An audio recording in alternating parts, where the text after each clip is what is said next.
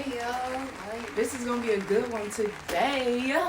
Hope you're have you all heard about how scientists think they've finally been able to pinpoint basically what triggers MS?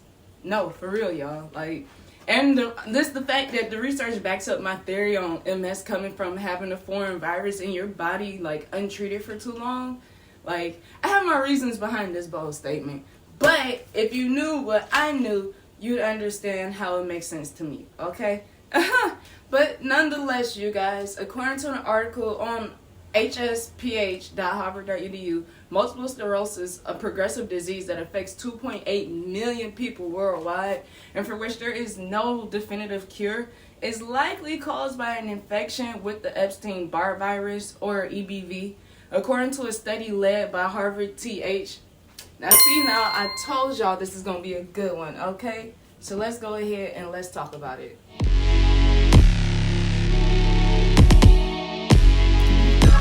I told you I ain't average, ooh wee, bitch I'm a savage, yeah.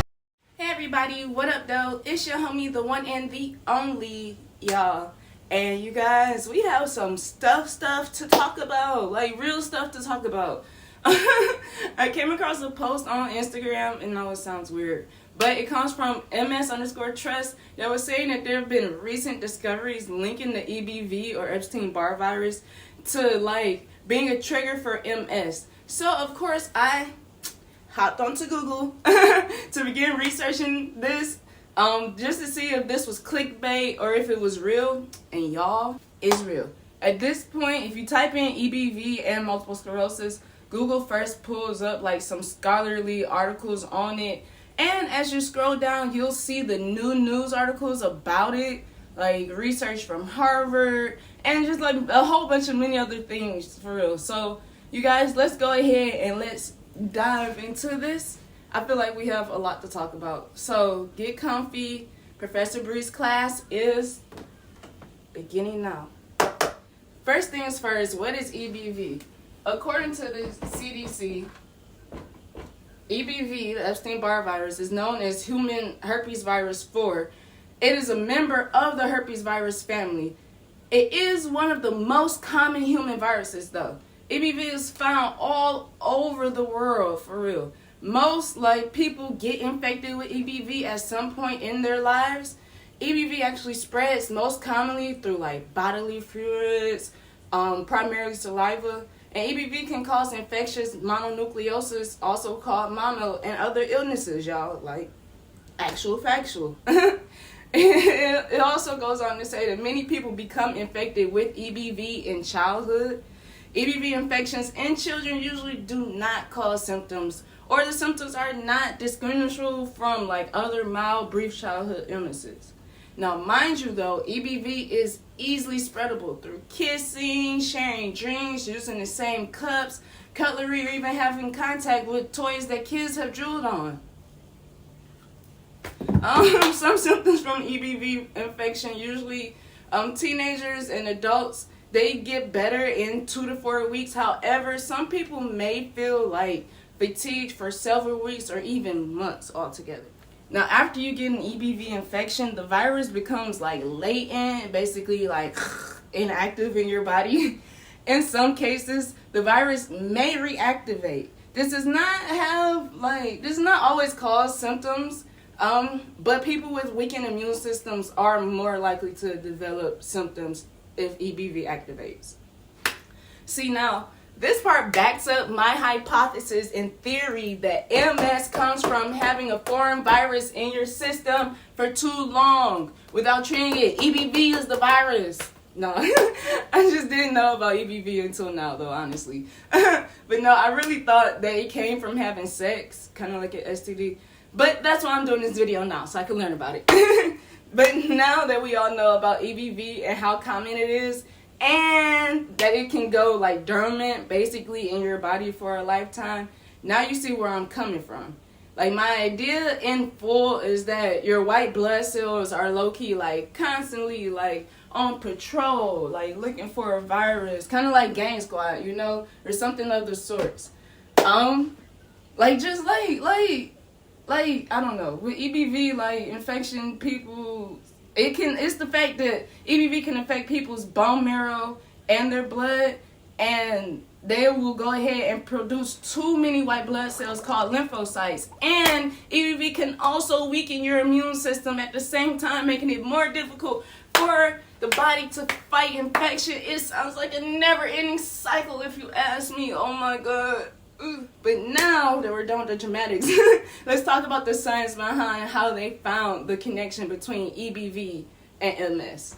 The Harvard article goes on to talk about like how establishing a connection between the virus and the disease was difficult, seeing as EBV affects like 95% of people altogether, you know, but MS is a relatively rare disease, and the onset of MS symptoms don't begin until about 10 years after the EBV infection, okay? To determine the connection between EBV and MS, though, the researchers conducted a study among more than 10 million young adults on active duty in the U.S. military. And they identified 955 who were diagnosed with MS during their, like, period of service. I just feel like, personally, that was a smart, like, innovative way, like, if you ask me, for them to do it. But if you ask me why they specifically chose like military soldiers, I'm not sure. But it works out in the end. So, yeah. But back to the article though. The team analyzed serum samples taken by the military and determined the soldiers' EBV status at the time of first sample and the relationship between EBV infection and MS onset during the period of active duty. Now, in this cohort, the risk of MS increased 32-fold after infection with EBV, but was unchanged after infection with other viruses. The serum levels of a biomarker of the nerve degeneration typical in MS increased only after EBV infection. The findings could not be explained by like any known risk factor for MS, and so that's why it suggests EBV is the leading cause of MS. Now, y'all, I am tired. That was a lot. But let's summarize and review real quick, okay? We learned that EBV is a very common global virus that's usually conducted during childhood but doesn't necessarily cause symptoms because it can be dormant in the body until it reactivates. But that may not always cause symptoms still unless you have a weakened immune system. But it doesn't stop there. It doesn't stop there because this corrupt virus can also infect a person's blood and bone marrow to produce an excessive number of white blood cells called lymphocytes, all while weakening the immune system. Like, what type of narcissism is this? I don't like this. I really don't. What?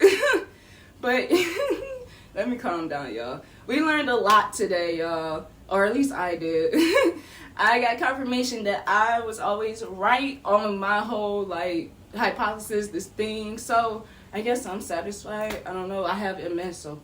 But no, I'll leave some videos at the top up here that talk about the same research for you to check out on your own and everything.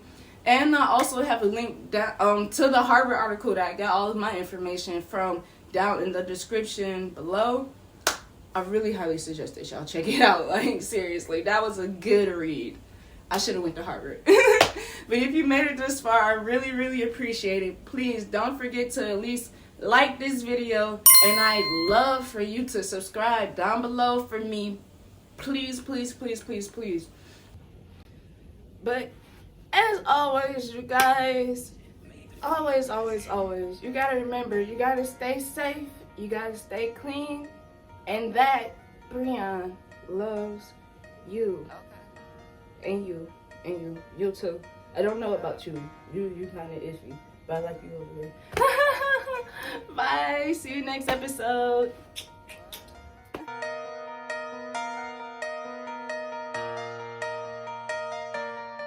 Let's get it. Yeah, they call them big breezes.